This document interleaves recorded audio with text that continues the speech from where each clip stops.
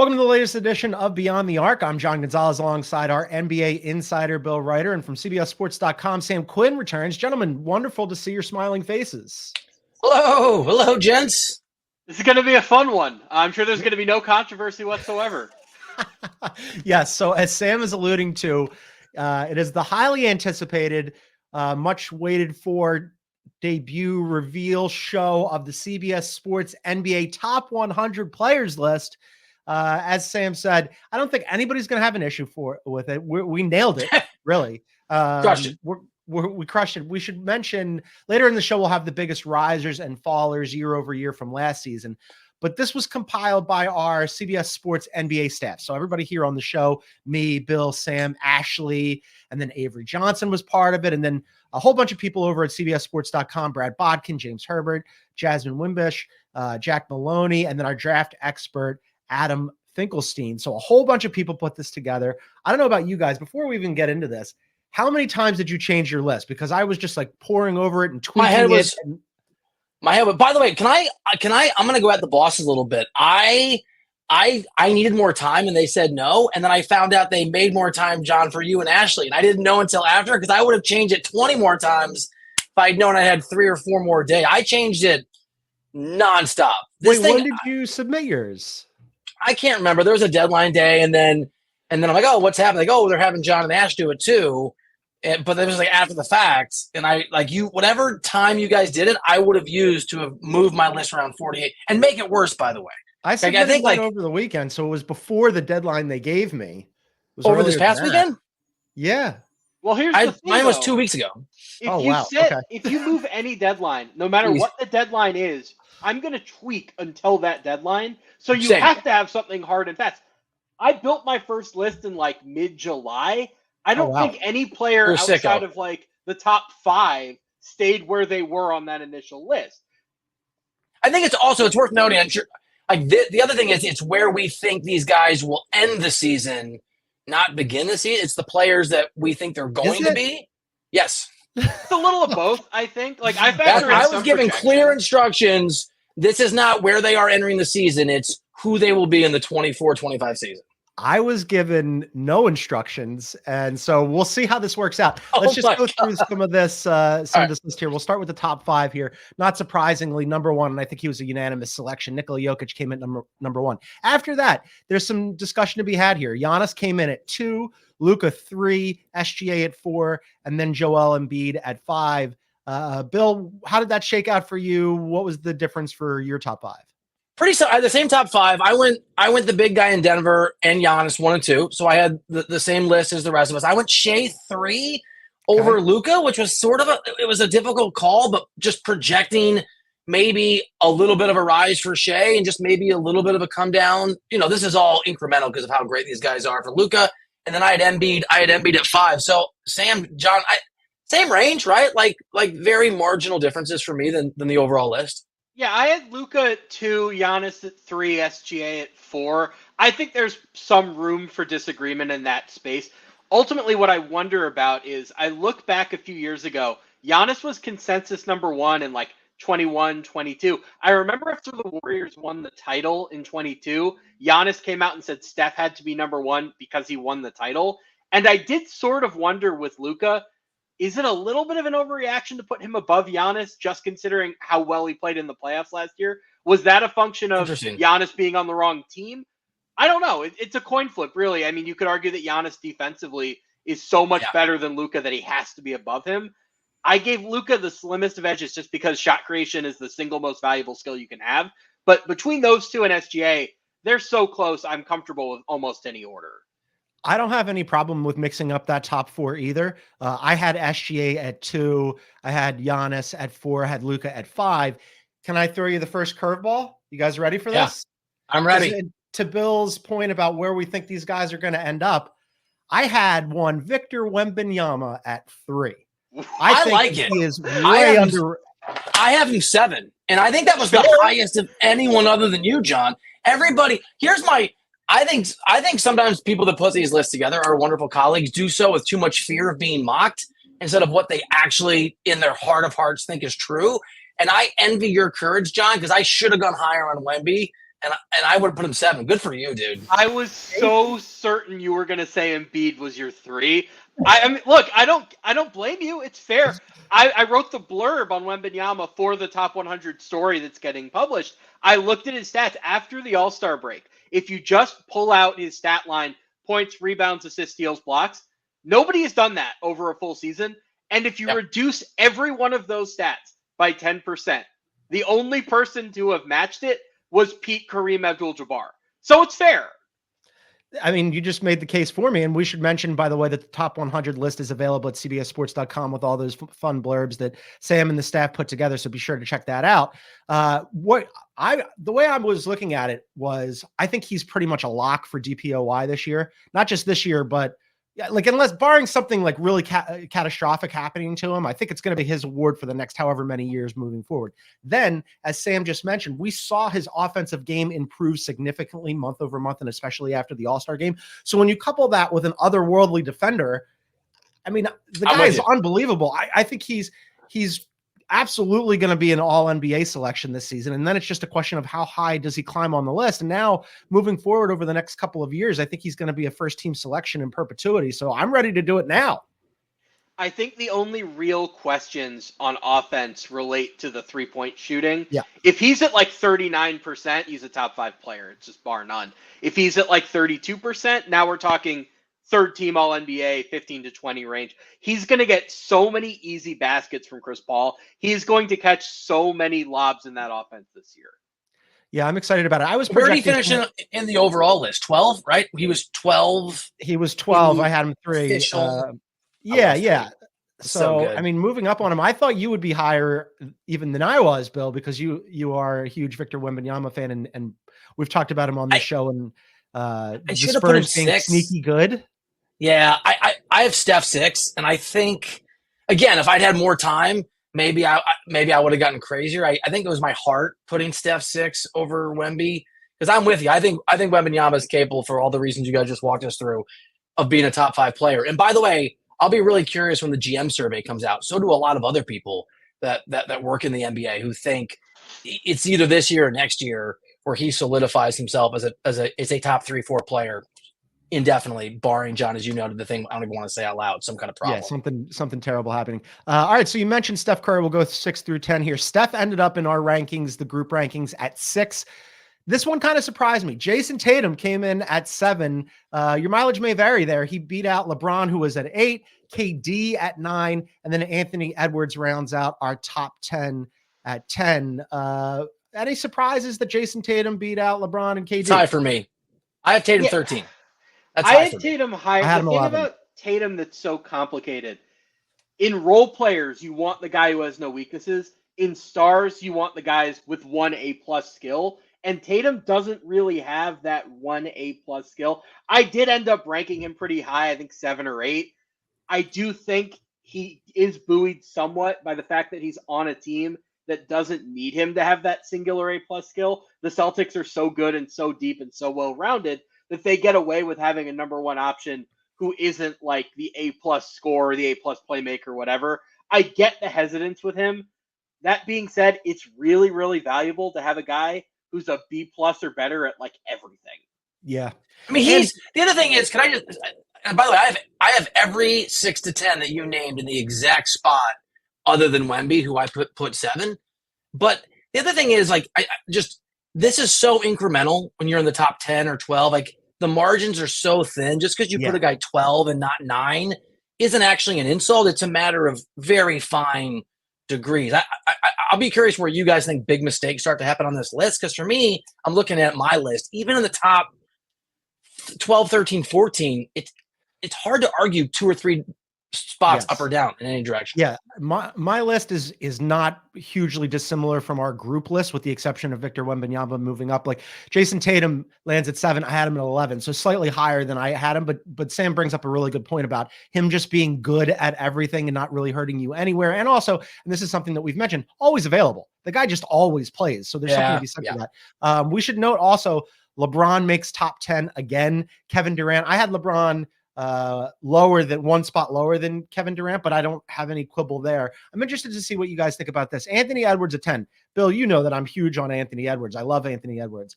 he came in above Anthony Davis and also Victor Wembanyama. I thought that was a little strange. Yeah, I misspoke. I have AD at 9. I have Ant at 10. I have KD all the way down to 12. Because again, for how it was explained to me, at least, I'm projecting Kevin Durant to the likelihood of injury or missing a multitude of games is high, and that in the past on my vote has moved him down to third team All NBA, right? Rather than where he might be if he played 78 games. I mean, Anthony Edwards was amazing last year. And I think we all sort of agree that he is probably going to make a major leap in terms of, if not play, because he's already pretty extraordinary in terms of how people view him and how he's regarded. And is Anthony Edwards a better player than Jason Tatum? Because both those are the best players on two of the best teams in the NBA. And I guess, Sam, for me, I think I would rather have Anthony Edwards on my team in a vacuum than Jason Tatum. I would too. I had him one spot higher. He does have the A+ skill, which I really appreciate. He gets to the rim at a rate that Tatum just can't. He's not that explosive. He's obviously, I think he has a chance to be like an all defense level man-to-man perimeter defender. I'd like to see the three-point shot get a little bit better. I think the playmaking will get better, and it's going to have to as Mike Conley ages. I do want to circle back to Kevin Durant for a second, though, and just make an overall point about the list. Bill, you're right. We should expect Kevin Durant to have some injuries because he gets injured almost every year. The important thing to note with this entire list is that we're ranking for an entire season. I'd rather have LeBron James and Anthony Edwards in a single big game. But over an 82-game season with 4 rounds, I'm sorry, I don't know if I trust LeBron James to last that long. I had LeBron 8. Is that the composite list? And it's probably too high as I look at it. Is it, as you sort of Monday morning quarterback yourself a little bit? I think that's the right spot for him. I mean, I would rather have LeBron than Anthony Edwards. I'd rather have Anthony Edwards than Jason Tatum.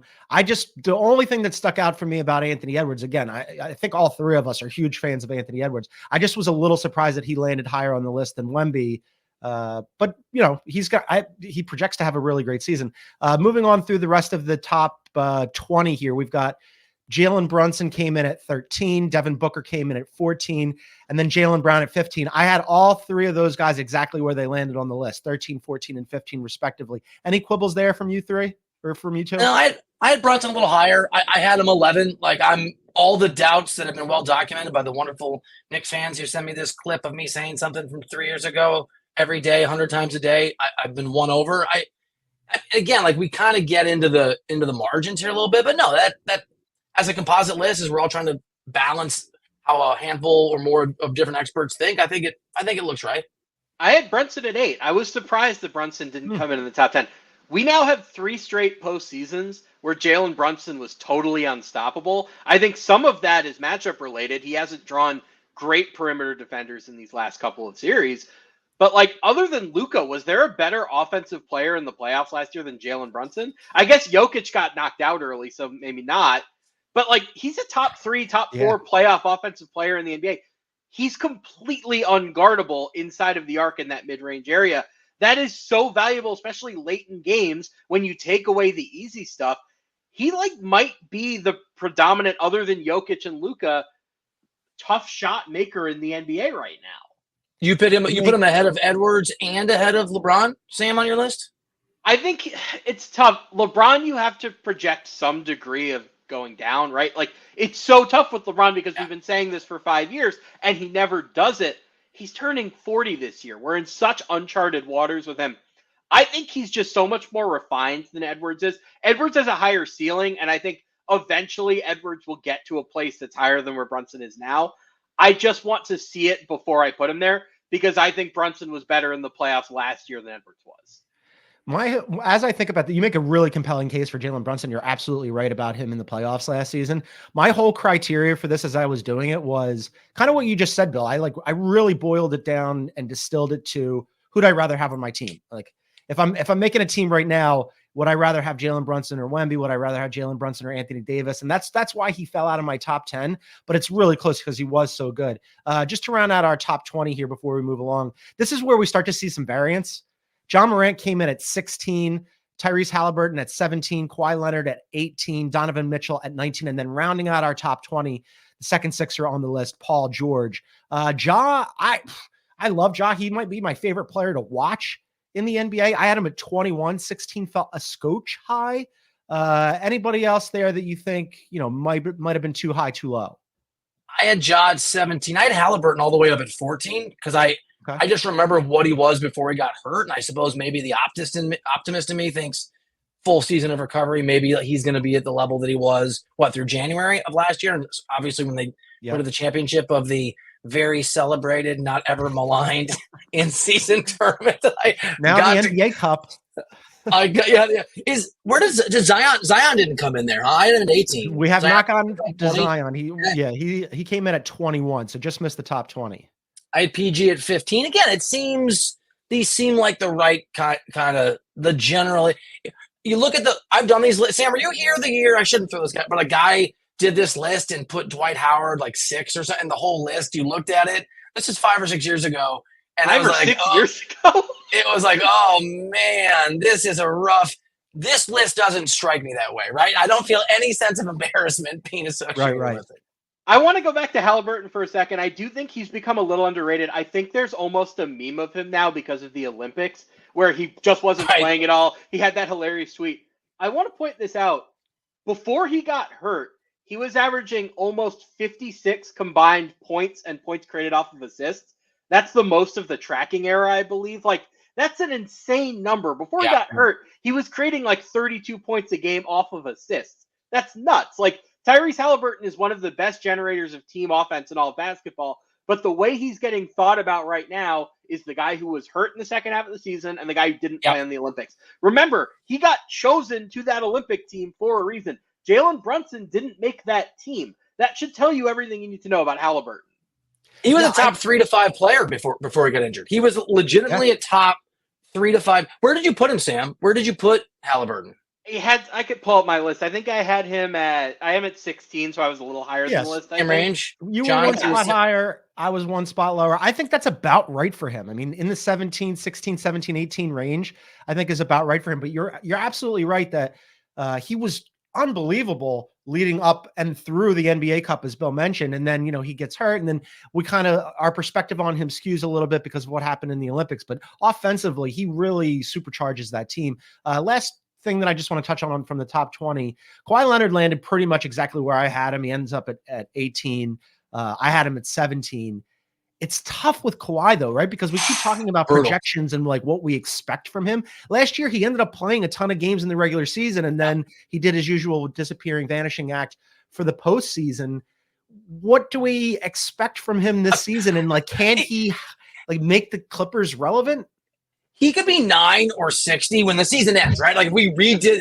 Here's the thing, and I'll be curious what you guys think. And this is me. No one's told me this. I should ask some guys. I know a bunch of folks at the Clippers. I'm just worried that Paul George leaving, that the Clippers being known only for the toilets in their arena and not the actual basketball on the floor, and the fact that he played a bunch of games last year and still got hurt, I think he's going to be like, to hell with it. I am load managing the entire season. I am playing 49 games. I'm going back to my old model. I think there's a real world where by choice he does not play a lot of games and doesn't have a huge impact because that's his philosophy and the team is not very good. Yeah, Bill, you took the words right out of my mouth. There was a point last season where Kawhi was the third best player in the NBA, behind only Embiid and Jokic. And then you get to April every year, and he's not healthy. When was his last fully healthy postseason? Was it the bubble? Was it 2020? You can't rely on him. Wow.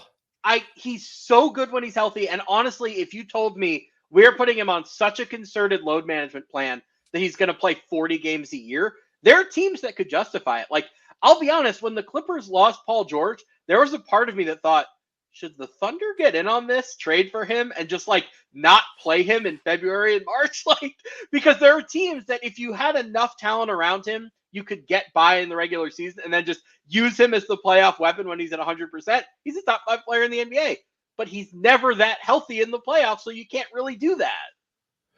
Yeah, it's it'll be interesting to see how long he's around for this season and then what happens with the Clippers. But hey, so far we're off to a pretty good start here. As Bill said, I don't feel embarrassed yet. We've done a good. This is a handsome looking 1 through 20. I don't think anybody's gonna have any problems with it. We're gonna take a quick break, and then on the other side, this is where we start to get into a little bit deeper waters. 20 through 50, some significant variance coming up. We'll do that on the other side. This is Beyond the Arc.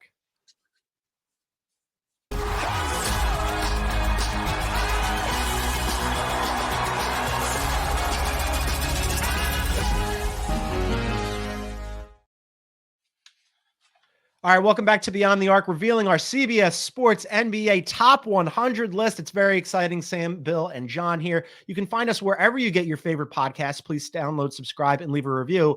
And if you're listening on Spotify, please leave us a comment.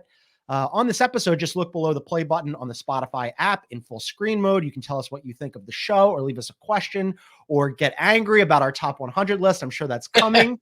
21 through 50, gang. Bill, you mentioned Zion. He comes in at 21. Then Jimmy Butler at 22, Bam at 23, Tyrese Maxey at 24, and then Kyrie Irving at 25. Just some things for me to flag. I had Zion a little bit lower. He came in at 28 for me. Tyrese Maxey I had lower as well. He came in at 29. And then I had Kyrie Irving higher. He's at 25 on our composite list. I had him at 20. Anything you guys want to take umbrage with here? I had Zion a lot higher. I had him at 18. I project, it's just a projection of a really good season. We know the talent's there, right? It's always a question of whether he can put it together and stay on the floor. I had Kyrie right there at 24. I had Maxey at 27, but this is where, so Sam talked about how he had his entire list done in July or whatever. I had my top 15 or 16 done immediately, and it didn't change that much. I find 18 to 100 to be the most vicious exercise on the face of the earth, and I hate myself every time I look at my list because the 20s are hard. 20s are hard. Yeah, I mean, you look at a guy like Zion, and there's a little bit of Kawhi in there too, where he could win MVP, but he could also play 4 games all season. And like a lot of this too is so circumstantial, where I look at Zion and I say, there's such a window here with them not having a center and fully spacing the floor, where I'm like, could he average 33 points a game and just like break records for points in the near the rim? Yeah, sure, but he could also miss the entire season. And that's what makes this list almost impossible. You're going to be wrong either way. We're taking two extremes where the wrong answer is on one side and the right answer is on the other, and we're splitting the difference. So it almost becomes this impossible exercise. Yeah, this grouping, it is difficult, and I did move some guys around, but I didn't see a ton of variance, 20 through 30 from my list. Dame Lillard came in at 26. I had him at 27. De'Aaron Fox comes in at 27. I had him at 24. Then Domantas Sabonis at 28. Paolo Banchero at 29. Chet 28. Holmgren. I was going to say, I've got a big disagreement on Sabonis. I have Sabonis at 21. I have him at 48.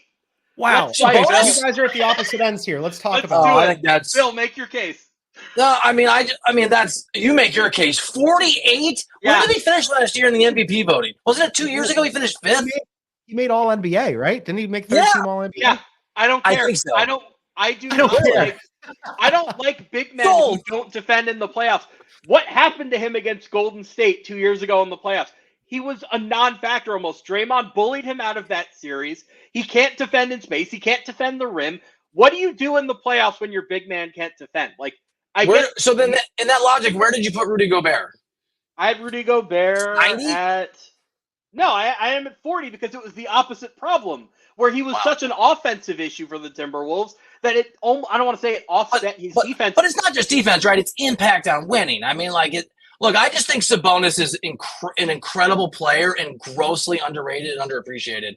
And I'm with you on the sort of postseason frailties, although there are guys who just don't play well in the playoffs that I'm not going to put on at 50, right? I'm not going to put this is a bad example because he's old now, but when Harden was still outstanding in the regular season and I had no confidence in him in the postseason, I wasn't going to drop him to 48 just because he was bad in the playoffs. But Harden was an MVP level offensive which is why player. He was in the top 7 and not in the 30s or the 20s or whatever the comparison here is. This is the difference. By the same logic, though, Harden could not win in the playoffs. Like the impact of Harden in the playoffs was even more problematic than Sabonis because you don't actually think that team can do anything in the playoffs. I mean, it's an intellectual argument. I get it. Whereas when Harden was an MVP, they were actually supposed to do stuff, and he could. So my point is, I think you have to balance it. That's my I think Sabonis is amazing.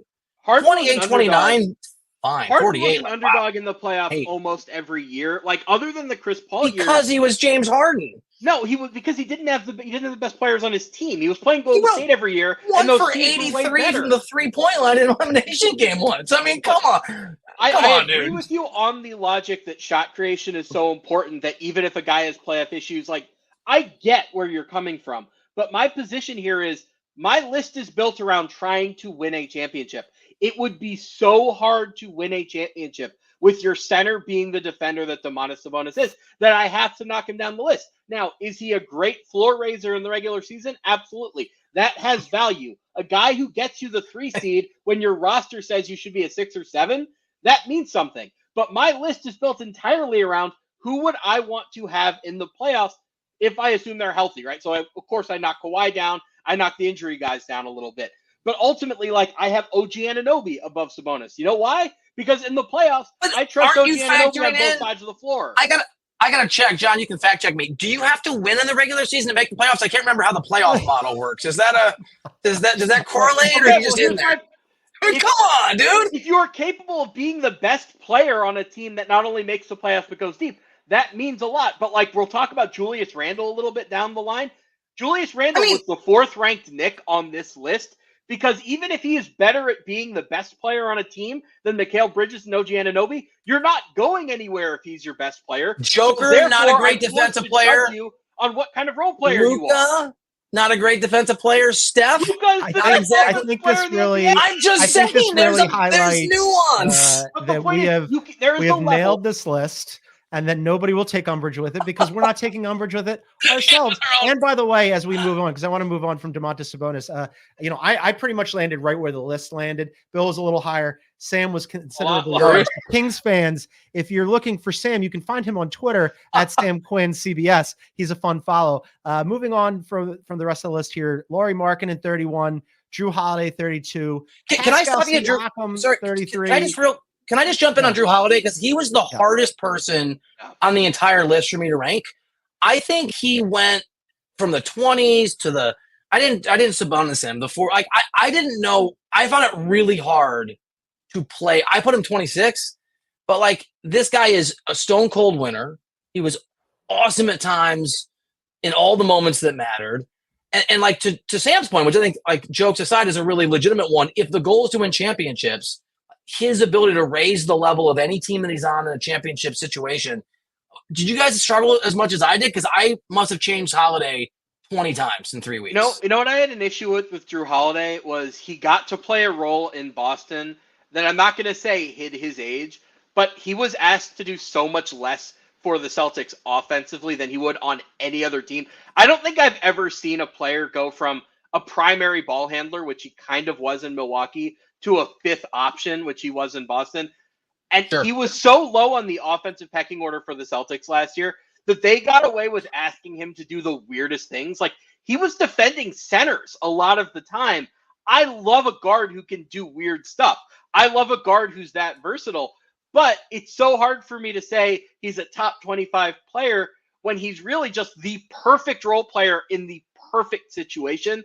I don't know how much of an offensive load he could carry at this age. I had him at 31. He landed at 32.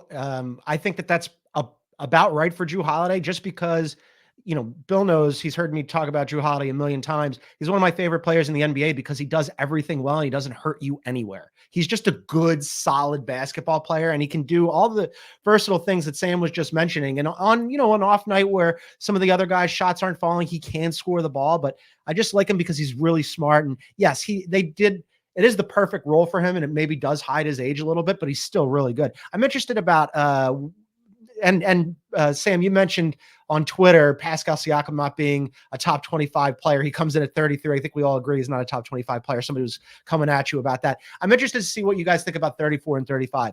Jamal Murray came in at 34, and Trae Young lands at 35. This is my Sabonis take from Sam here. I had Trae Young at 47. I don't see him as a top 35 player. Really? Defense, and he doesn't play defense. Remember last year when he went out and the Hawks went from the worst defensive team in the NBA and like an abomination to all of a sudden they were playing like middle of the pack defense and they were winning. Trae Young to me is good stats, bad team. Where'd you have him? Empty stuff. 49? I had him 47. He landed at 35.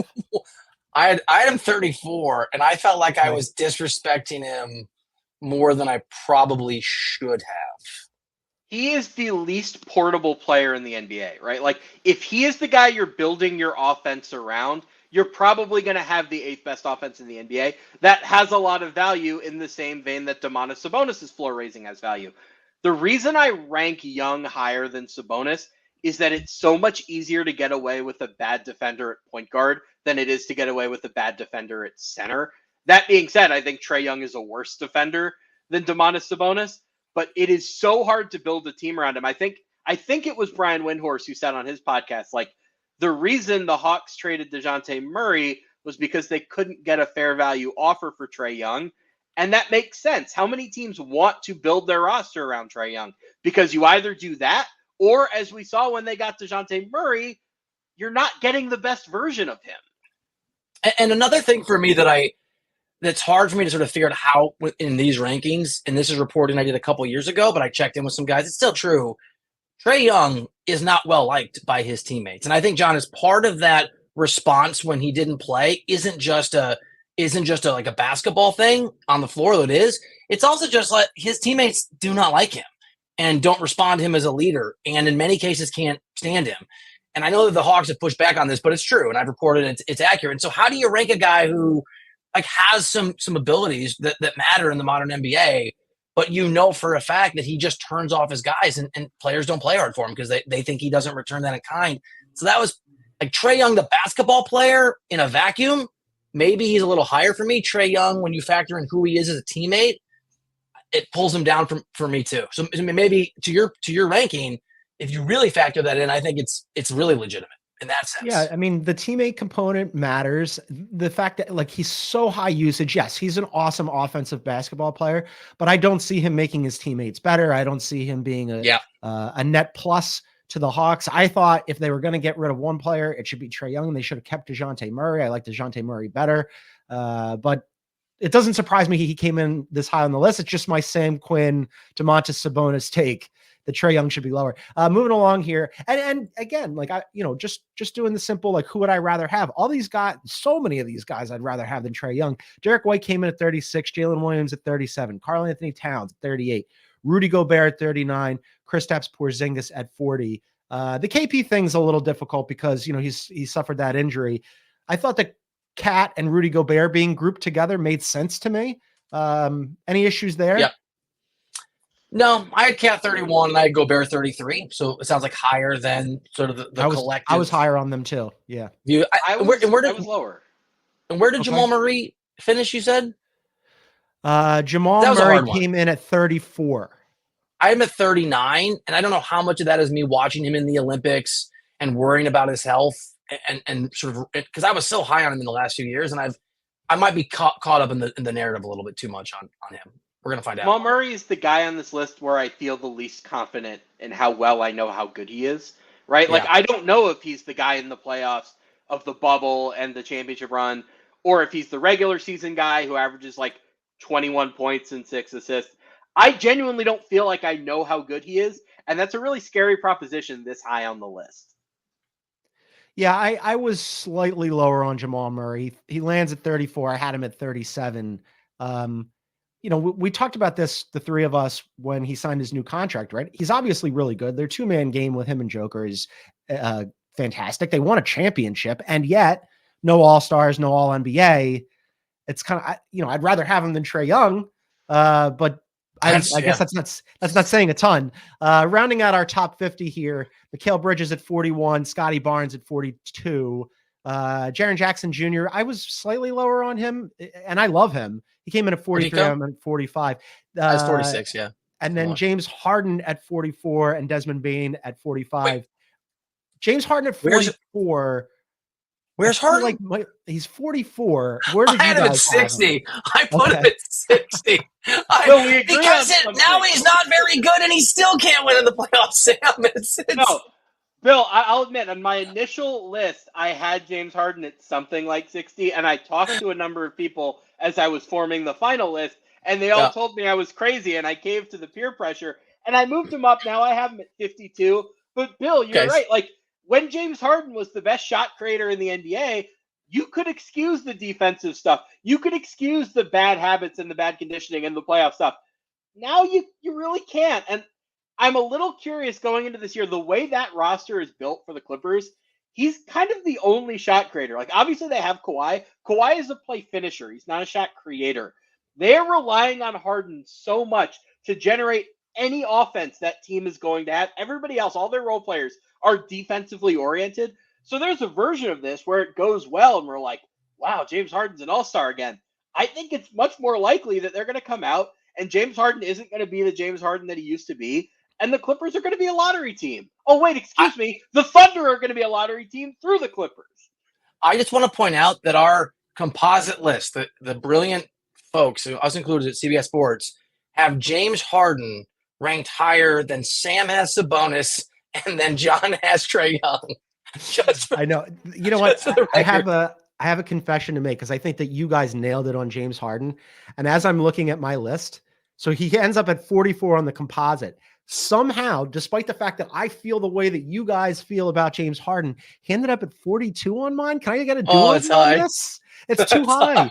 It's too high. I don't like it. I don't feel good about it. I just want to round out a top 50, and then we'll take a break here. OG comes in at 46. Alperen Şengün, who Bill knows that I love, comes in at 47. Evan Mobley, 48. Cade Cunningham at 49. And then Brandon Ingram rounds out our top 50 at 50.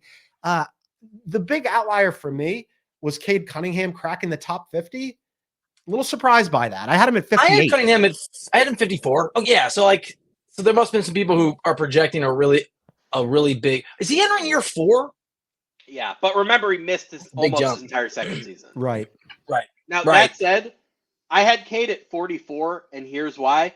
There is not a worse situation in the entire NBA than the one that he's playing in Detroit. Whatever you think he is, he's probably 10 or 15% better because they have no shooting, because Monty Williams was a disaster last season, because that roster is just not at all designed to take advantage of a high usage score. Cade is a little bit more versatile than that, and we saw glimpses of it.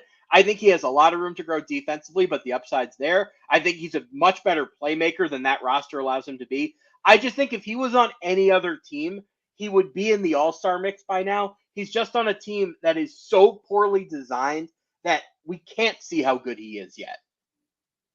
Do you want proof that, John, we hang out too much and we do this show together too much? I'm looking at my list. I can't explain. I have Şengün at 35. So you had him higher than I did. You had about Sabonis because I had Şengün at 62. I did. Oh, I love Şengün. I had him at 43. Comes in at 47. Bill, I love this. I love that it's why it's through osmosis. Yeah. It's gotten all over you. Yeah, Brandon Ingram, by the way, probably thrilled that he lands in the top 50 because trying to get a new deal. So congrats. I had him at 48. I mean, it's tough with Brandon Ingram. All right, we're going to take another quick break. And then on the other side, we're going to talk about notables who landed in the 50 to 100 range, and then the biggest risers and fallers year after year, or year over year. Bill, John, and Sam hanging out. This is Beyond the Arc. There are some things in life that you can't quite explain. An extraordinary story. Maybe it sounds flawless, looks effortless, or makes you feel like a part of history. The first ever goal for BFC. And when all of those phenomenons come together, it's perfect. Pitch perfect.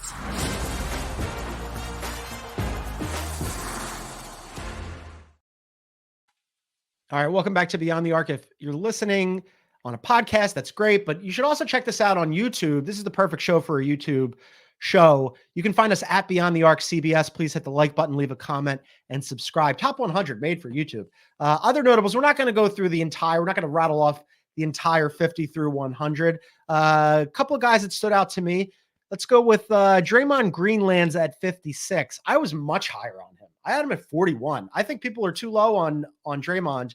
Also, DeJounte Murray came in at 52. I had him at 44. Again, like DeJounte Murray for me, if you're like, when we're talking about Trae Young, I had Trae Young at 47. If I have to pick between those two guys, I'd rather have DeJounte Murray. Where did Murray come in? DeJounte Murray was 52. 45 for me. Considerably lower. I had him at 50. I think also all three of us were higher than the list then. Yes. Yeah. I had Klay and Draymond super low. I am in my 70s. I think I'm really lower on Draymond. Yeah. Bill, are you accounting at all for the shenanigans that come with Draymond, or is that purely a basketball pick? Okay. I mean, like I think, like with Trae Young, right? As a teammate, I think those shenanigans have to be factored in, and I also just don't know how. Like my confidence level that Draymond Green responds graciously if and when the Warriors take another step back and aren't even a guaranteed play-in team, I just think it increases the odds he's going to have some of those issues, those shenanigans, as you called it. You know what I fear is with Draymond? I think at his peak, I was just a firm believer this is not a Steph creation. This is a guy who would have been a star anywhere he ends up. At this stage of his career, I think offensively he is so dependent in that point guard role that he wouldn't have on any other team. If you put Draymond on Trae Young's team, he'd kind of just be standing around watching Trae dribble. And as much as I don't want to say Trae Young is the norm, Stephen Curry is the absolute outlier. You couldn't play Draymond offensively the way you do in Golden State anywhere else. And I do wonder if I put him too high based on that alone. If you put him on a normal team, I think you'd really see more decline out of Draymond now than you would have in the past few years. I feel good about Draymond. I think I screwed over Klay. I don't love that I have Klay that low as I sort of look at it now. I think it's fair what you're saying about Draymond being on that team and papering over maybe some deficiencies that you would see pop up on another team, but he is on this team. And Bill, I kind of look at it with the shenanigan component. I kind of looked at it almost in the reverse of you, that like, yes, last year he did have some shenanigans, but when he came back, it was so obvious how much he meant to that team and how good he is doing those other things. You know, he's obviously still not a great shooter, but he does so many other things. And in that point forward role or the small ball center role, he's so good. He's such a good defender and such a good passer. And he makes those little plays, those grip plays. If he can just like keep his hands to himself, it's fair. You know, I really like him. So I just thought it was a little bit low for him. Klay Thompson came in at 99 on the composite list? Yes, he did. Well, I guess I feel better about my 77 disrespect. I didn't have him ranked. I didn't have him ranked either. What? All right, I'd love to hear. I'm not sure you're wrong. Wow. Can you tell me why? So just for me, not to like oversimplify it, but I just kept going. I'd rather have this person. I'd rather have this person. I got real close to having him on the list. And you're right. I mean, especially in a down year where he shot 39% from beyond the arc. That's really good. A lot of teams would take that. Defensively, I thought that he lost a step, but I just kept getting down the list and being like, I'd rather have these guys. And I wonder how much he has left in the tank. My issue with Klay is he can't defend guards anymore. He's too slow. Yeah. I don't think he can defend bigger wings either. I don't think he's strong enough. I don't know what his function is defensively. And if he were just like a straight 40% shooter, I'd feel a little bit better. He runs so hot and cold. It's so hard to depend on him. He's very streaky. You're going to have your 7 of 9 from 3 games. You're also going to have the games he had against the Kings. I just felt like I had Dante DiVincenzo at 86 as like that's sort of the range where I put the elite shooter who's not great at anything else. But Dante DiVincenzo is passable in so many other areas that at this stage Klay isn't. I just didn't feel super comfortable having Klay in my top 100. Wow. I mean, I now that I'm thinking about it and I'm looking at my list and some of the guys who made the cut, like I probably would, if I had a do-over, just sneak him into the 90s somewhere. Because he ends up 99 and I didn't have him ranked, but I probably would throw him on. Marcus Smart do you guys have Smart on your list? Is better. I do have Marcus Smart on my list. I didn't, but he was one of my last few out. My issue with Marcus Smart was we didn't talk about it because he was hurt so much that last Boston year. He really declined defensively that last year with the Celtics. And then last year we barely saw him at all. I think people have an idea of Marcus Smart that's sort of attached to him winning Defensive Player of the Year when he was overrated then and he's still overrated now. He was coming down from a lower place, and now I just kind of need to see it. A couple other names that I wanted to flag for you guys just to see where you fell with them. Where'd you have LaMelo? Let me look. I like 58. LaMelo. He comes in at 58 on this list. 51, but 57. You can talk me 20 spots lower if you wanted. Like, 57. LaMelo is a carnival act. We talked about this last week when we did the fun bad players. Like, if LaMelo Ball starts doing normal point guard stuff and pick and roll and starts like, I'm like, he doesn't have to be a good defender, but like does passable, like works hard, that sort of thing. He could be a top 30 player. Like I could see it. He just hasn't done that stuff yet. I thought that was an earthquake again, John. Did you feel the earthquake? I was on the air. I was on radio, and the whole house started. My phone just vibrated. Just a phone. but I thought it was. Did you see me freak out? I thought it was another It earthquake. woke me up from a dead sleep the other day. And then the earthquake before that, I was on. Sometimes I do stuff with a show in Ireland, and I was like on the air with them, and I was like, I think we're having an earthquake right now. And they're like, oh no, do you need to leave? Whatever. And I was like, nah, just talk through it. Yeah, we'll just talk through. We're from California. We live in California, rather. A couple other names that I wanted to run past you guys. So we mentioned LaMelo. This one surprised me. His teammate Brandon Miller. I love Brandon Miller. I thought he was great last year. I think that he's the best player on that team, and eventually they're going to realize that. He lands at 66. I had him at 90. He's 66 on this list. I'm at 48. Let me put it this way. Bill, Yeah. I think you're closer to being right. It's just that he was a rookie and he was on a terrible team. And I have such a hard time judging rookies who haven't played in big games yet. Like, I have every confidence that Brandon Miller will eventually be a better player than LaMelo Ball. It just hasn't happened quite yet. Again, this is the, like, what are they going to be? So it's guys going year 1 to 2 and year 2 to 3. I also looked at the list that I did the year before, and there were some guys that I grossly underestimated last year because they were entering their second or their third year, and I just missed that progression. This one feels easy. I'm with you, John. I think he's an awesome player. I love him. I just was blown away that he landed so much higher on the list than me, who, I have been singing his praises the entire time. Bradley Beal. Well, how do we feel about Bradley Beal at 69? I felt like that was about right. I had him at 72. I thought that was too low. I had him at 53. Okay. I'm at 72, so I was right. Make the case, Sam. You're higher on him. I don't think there's any reason to believe Bradley Beal can't do the things that he did when he was an All-NBA player anymore. The injuries are concerning, I'll grant you that. He's also just not on a team that's built to showcase what he can do. He shouldn't be the number one option. Like, what was happening in Washington, he had to get out of there. I'm 100% on board with that. Going from that extreme to where he is in Phoenix, where he is clearly the third best scorer on that team, that really undersells what he's capable of. So I think you watch him, and a lot of the time he almost felt like a role player last year, where they just we don't quite know what to do with you. He'd have these stretches where it's like, oh, Bradley's hot, we'll let him run the offense for 4 or 5 minutes. But for the most part, that roster just kind of didn't know what to do with him, and I think that undersells how good he still is. If he was on a normal team, if he was on the Heat right now, I think we'd be thinking of him as a top 55, top 60. Top 50. I think that's right. The thing is, for me, the list is not what you should be, it's what you will be. And so those things you just talked about, for me, weigh him down. Help me out with this one. I was a little surprised about Zach Lavine coming in at 76. I had him at 86, 10 spots lower. Am I wrong here? I mean, I had him at 95. I had him at 95. I'm with you. I had him in the 70s. My thing with Zach Lavine is if he's healthy, he's a top 40-ish player, give or take. It's just the health is such a question mark. And the other thing I'd be concerned with, his defense was a question mark in the best of times. Yes. He's now on a Bulls team that's kind of actively tanking. I think we could see some of his worst defensive tendencies come out this year. So I get it. I get the skepticism with him. I just think the upside is so high. Offensively, having a guy who can be not a number one on a good team, but a high volume scorer who's also efficient from deep, who's a true 3-level scorer, that's really, really rare and really, really valuable when you can get it. John, where did you have him? I had Zach Lavine 10 spots lower, 86. So somebody, I'm trying to look it up quickly. I don't know if I can access it. Somebody had him incredibly high to offset my vote and your vote. My vote. Yeah, probably.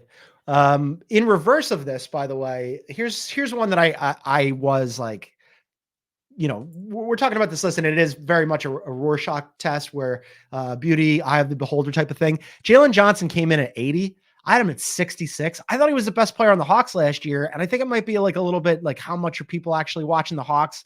There might be some casuals who just don't realize how good Jalen Johnson is. Sam, am I wrong here to be that high on Jalen Johnson? He also got hurt, which didn't help. I do think there's some of that. There are a lot of guys on this list where I just think if people saw them, they might think of them a little bit differently.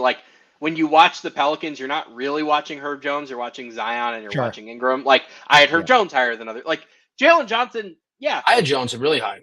Where did we all have Herb Jones? I had him 68. I had him 54. I had him 60. I had him 63. Okay. So he ended up at 60 on the list. Oh, did he? Okay, good. I have him too Yeah. low. Yeah, he's a really good. Yeah. But Avery had to point- have him extremely high. Avery loves Oh, him. you know, Avery had him like 11. Avery like- loves him.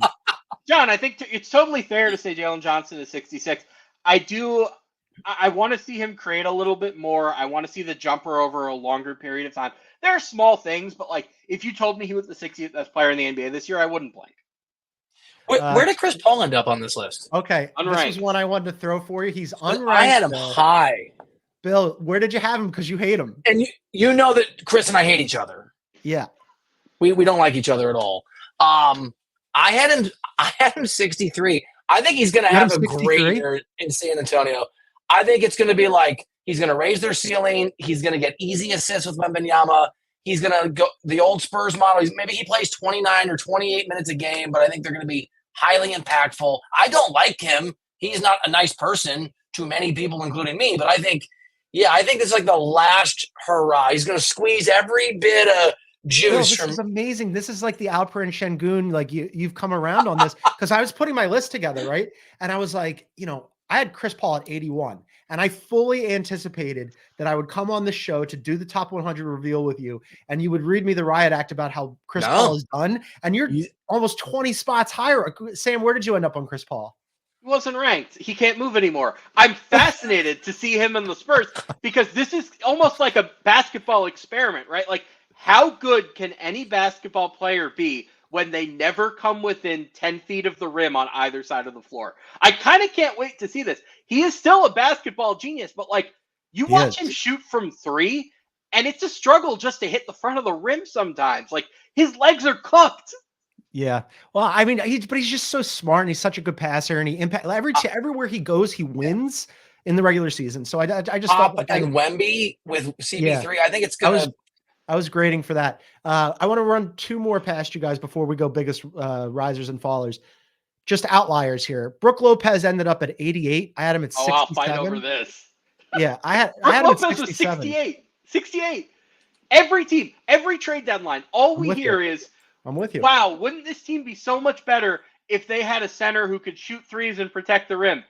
That's Brook Lopez. Every team wants Brook Lopez, and nobody has him. There's all these, like, every time a young center comes along and can shoot threes and defend the rim even a little, we call them a unicorn. Nobody calls Brook Lopez a unicorn, but every team wants Brook Lopez. I don't know what you would call him. Where did he finish? Unicorn. He finished 88. Sam and I both I had him 67. Sam had him 68. Yeah, I don't hate it. I didn't rank him. I didn't have him in my top 100, but that's probably in retrospect like not great. We all need do-overs on this one. Last one. We all need do-overs. Last one. Where were you guys on Giddey? Giddey came. He was not ranked. Oh yeah, unranked. He wasn't ranked. No, he's another. Ranked. He's like the much feel better version of Trae Young, where if he has the ball in his hands in a perfect situation, like I can see him having a really good year in Chicago this year because that entire team is designed to take advantage of what he does well. We saw this on the Thunder last year. He was almost unplayable in the playoffs when you put him with better players. He can't shoot. He can't defend. If you can't shoot and you can't defend and you're only pretty good with the ball in your hands, I don't know. Like that's just a good stats, bad team guy to me. I did not rank him either, but I sort of, like Lopez, today I was going over the list thinking he could have a much better year. And I mean, no one's going to notice, but he could easily end the year as like the 74th best player in the NBA. We all could have gotten wrong. I was going to leave him off the list, and I ended up putting him 98th exactly because of what you two just said. I think he's going to have – it's good stats, bad team time for him. He's going to have the ball in his hand. His usage rate is going to be through the roof. His counting stats are going to be crazy. And I think just like through that spectrum, I don't think he's a good basketball player necessarily, but I do think that those counting stats are going to be really hard to like ignore at the end of the year just because they just – they're going to hand him the keys and let him run with it, and they're tanking, and it's going to be like, yeah, sure, rack them up. Biggest risers year over year, no surprise here. Wemby came in at number 1. He moved up 46 spots. Chet Holmgren plus 38. Your guy, Bill. Now he's your guy. Alperen Şengün plus 38. And Tyrese Maxey plus 36. Any surprises for you guys on the biggest risers? There's a whole bunch here. I'm not going to read them all off, but there's some. Where good did ones. Chet come in on the overall list? Chet came in at, I believe, on the overall list, he was 30. I had him at 19. Like, I think he's he was going to have 30. a 26. monster year. He He was was 30. I did 36. too. No, I 26. 26, okay. Obviously, if we were to pick who we think is going to win Defensive Player of the Year next year, we would pick Wemby. He's the best defensive player. But Wemby's odds are already minus money, and I can't advise people to take a minus money preseason bet. If you were to bet on a Defensive Player of the Year for this year, I would bet on Chet 100 times out of 100. That's the best defensive roster in the NBA. He's going to get so many blocks because he has such great perimeter defenders in front of him. Like, he's never going to have to be out of position. I just think he's going to have a huge year. He's so much better offensively than he could really show last year. The three-point shot is going to be better this year. They figured out so many things as far as getting him easy looks with lobs last year. Like, he's going to have a monster year. I'm all in. If anybody was going to be a shocking top 10 player at the end of the year relative to our list, he would be the guy that I would – like, if you pointed to somebody who's well outside of the top 10 on this list and could be, like, in retrospect, that's the person I would point to. I would pick Zion, but that's only a health thing. Zion's a good one too. Yeah. Chet's going to be in for a monster year, as I believe all the Thunder will be. A couple other names that we didn't mention. Jalen Suggs moved up 31 spots. He was unranked. He ends up at 70. Herb Jones, we did mention him. He goes from 84 to 60. That's the Avery Johnson effect. Josh Hart goes from unranked to 77. And then I thought two guys here, Paolo Banchero and Scotty Barnes, who really moved up the list. They were both plus 22 on biggest risers here. We haven't really talked about Scotty Barnes. It's his team now. Yeah, that roster is so interesting to me because I kind of look at the a semblance of players they have, and I don't really know what they're trying to accomplish. I don't know strategically what they're like. It's just a lot of guys where it's like maybe Quickly will be better than we thought he was, maybe Barrett will be better than we thought he was. So I'm kind of just my feeling on Scotty Barnes is wait and see. I do kind of want to talk about Paolo a little bit because there's a little bit of that oh, he's more of an offensive floor raiser, but he was so good in the playoffs against Cleveland. And I want to give him credit defensively because there's another version of his career where he gets drafted by a different sort of number one overall pick team. And he's just like Carmelo Anthony on defense where he barely tries, not that great. He has bought into that defensive culture in Orlando so much more than I thought he would. He's not a great defender, but big, tries hard, knows where to be, great. You're not getting in the way defensively. That meant a lot to me in where I ranked Paolo. For all the reasons you just laid out, and the fact that I think a lot of us think the Magic were legit good last year and are heading in that direction, I have him 25. I think that is another player who can make – where did he finish? 30, you said? 29? Paolo, 29. Yeah. Yeah, I think that's another guy who's on the right team, in the right situation, doing the right things to make a significant leap. That's a little bit of Cade Cunningham there, too, where he has so little space. What he does offensively matters a lot. If he had one more, good shot creator on that, if they had taken the KCP spot and traded for, Anthony Simons, and suddenly the offense was a little bit more versatile, I'd feel like he could take a real leap. Right now, the creation burden on him is just so high. Yeah, he has to do a lot in that offense. All right, biggest fallers, we'll round out with this here. Andrew Wiggins, RIP. He was 53 last year, unranked this season. My 100. My number 100. Did you? Oh, nice. I think I had him in the 90s. Andrew. Yeah. Okay. I did not. I had him unranked. Josh Giddey, we mentioned him. He went from 61 last season to unranked. Brook Lopez, he was 50 last year. He really fell. He shouldn't be that far down. Who else was a big faller here? Chris Paul fell off the list. We mentioned him. Malcolm Brogdon fell off the list. Here's one that we've discussed previously, and none of us are really high on DeAndre Ayton. DeAndre Ayton went from 76 to unranked. I actually did have him ranked. I had him at 95 on the list just because of the counting stats. But I'm not a big DeAndre Ayton guy. Did either one of you have him ranked? I don't think I did have. Did you guys do your number 100 as a sort of a pity vote? That's what my 100 became. It was just a if pity I could go vote. back and put Klay at 100, I would. I feel like everybody has somebody notable at 100. You're not going to put your notable guy at 98. I had Austin Reeves at number 100. Could he be a lot better? Yeah, he was higher on my list last year. He had a bad defensive season. The three-point shot regressed a little bit. I could see Austin Reeves being 75 next year. But I think we also Austin Reeves finished 79 in the compile. By the way, I didn't have Austin Reeves on my list. Who voted him 30? How does the math work? It wasn't me. I was like first on the Austin Reeves train. Last year How is just a Austin Reeves disappointment. 79? I had him exactly at 79, so it wasn't me. I think Somebody that's had to have about him right. 55. I think that's about right for him. But yes, if you two guys had him unranked and I had him where he landed, somebody is very high on Somebody Austin Reeves. went big, Austin Reeves. Do we have a voter named Jenny Reeves? I mean, is his mom in here? What's Listen, happening? I want to stress, Genie Bus. I believe in Austin Reeves, like very aggressively. The problem is the Lakers don't put him in a position to succeed. If you took out D'Angelo Russell and put in Kentavious Caldwell-Pope, boom, top 75 player. By the way, what a fall just career-wise for Malcolm Brogdon. Every player that's ever been a 50, 40, 90 player is basically a Hall of Famer or Hall of Famer to be. And then there's Malcolm Brogdon, now known for falling off of this list. It's been a considerable deal. Like he had a career that started off as rookie of the year and he was good. And I think every year he just ticks down a little bit year over year. He's still a useful player, but he's not the guy that he was, 4 or 5 years ago. I wanted to ask you guys about two guys who were pretty big fallers as well. Kyle Kuzma drops 23 spots. He ends up at 98.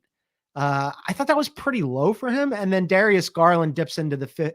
He dropped almost 20 spots. He lands at 55. I think that might be a little bit, obviously he had a down year last year, but did we drop those guys too low? I feel like Kyle Kuzma gets such a reputation bump as a shooter when he's just not that good as a shooter. Like, I think if teams actually defended him the way his percentages suggested they should, he would fall quite a bit. Did you rank him? I did not. I am desperately looking for the person that ranked Austin Reeves in the 30s, and I'm not moving. I'm not moving quickly enough to try and my search isn't working. But I really want it. I really want to find out who it is. I'll bet on Kyle Kuzma if you want to keep looking. I've got stuff to say because he was a big part of that Wizards Carnival act last year, right? Like we just did the Bad Players on Fun Teams podcast last week where we talked a lot about Jordan Poole and we talked a lot about Johnny Davis. I'm not going to say Kyle Kuzma was a driver of the nonsense that was happening in Washington. He was certainly complicit. When Jordan Poole threw that alley-oop off the backboard, it was Kyle Kuzma who dunked it. Like, I'm not saying he shouldn't have. I'm just saying, like, Kyle Kuzma does a lot of weird things. I think he's a little overrated as a shooter. I think he's ironically a little underrated at like the glue guy stuff. I think he's a better defender than he gets credit for. I think he's an underrated rebounder. Yeah. I just think he's one of these guys that is a little lucky to be on a bad team. Like, remember, at the deadline, he could have been traded to Dallas, and he didn't want to be. Hey, he's like, I love it here in Washington. If he had gotten traded to Dallas, I think his shooting would have been exposed, and it might have affected his future earning power. Now he's in Washington. He kind of just gets to put up stats on a bad team. He'll keep getting big contracts off of that. I can't find it. We'll have to publicly shame later. We'll do it on another show. Just to wrap up here, I mentioned Garland as well. He drops 19 spots. This is just a function of last season not being a good one for him, right? I still believe in Darius Garland's talent. Where's he at? Where'd he end? He's 55. He dropped from 36 was probably too high for him last year. 55 is probably about right. I had him 64 just behind CP3, but that's another one where it was hard. Like it was a hard. Like I could have gone low 50s, high 40s, or lower. It's a tough one to know for me. I had Darius Garland at 41, but I also want to point out I had Donovan Mitchell 7 spots higher than the list, and I had Evan Mobley 9 spots higher than the list. That's kind of just a function. Famously. It's not even that I just love the Cavs. It's that I love the players. I don't love the fit. That's just a situation where Donovan Mitchell and Darius Garland don't make sense in the same backcourt. Darius Garland is not a catch and shoot guy. Darius Garland is a pull-up shooter. His value, a lot of it is tied in his ability to do smart things as a point guard. Evan Mobley, if he wasn't playing with Jared Allen, he'd just be an all-star center by now, and we wouldn't be having this conversation. That's just a poorly constructed roster with the sum being less than the sum of the parts being less than the whole. I think that's a compelling case. I mean, I like Darius Garland and I believe in his talent, but yes, I think that some of the fits there are a little bit wonky, but not with us and not with this list. I think on the whole, despite the fact that we had some players higher and lower than we would have otherwise anticipated, 1 through 100, how do we feel about it? It feels like because a lot of media outlets do these lists and everybody gets heat, and I expect that we'll catch heat too. But on the whole, I think like it's a pretty solid list. I'm glad that Chris Paul and I could find some love toward the end of his career. You guys are going to reunite. Yeah, I feel like every top 100 list is inherently wrong because every top 100 list is different than your personal list. That's just the name of the game when you do a composite list like this. But like, I don't look at I don't look at anything on here and think, man, like we really screwed up as a group. I don't think there's anything egregious here. I think I have things I disagree with, but that's going to be the case no matter what. I'm proud of our group. Be sure to go and check it out on cbssports.com. It is available right now as you're listening to it or watching us on YouTube. You can go and find that in all of Sam and the rest of the gang's blurbs on that. Bill and I will be back on Thursday. We're going to do more on this list. We're going to break down the players who just missed the cut. We're going to talk about where the youngest and oldest players on the list fell, which teams landed the most and the least players in the top 10. And we might have a few predictions for next season who might fall off the list, who might actually make the list. But for now, for our NBA insider, Bill Ryder, for Sam Quinn, who you can find on cbssports.com, I'm John Gonzalez. Thank you so much for tuning in. See you on Thursday.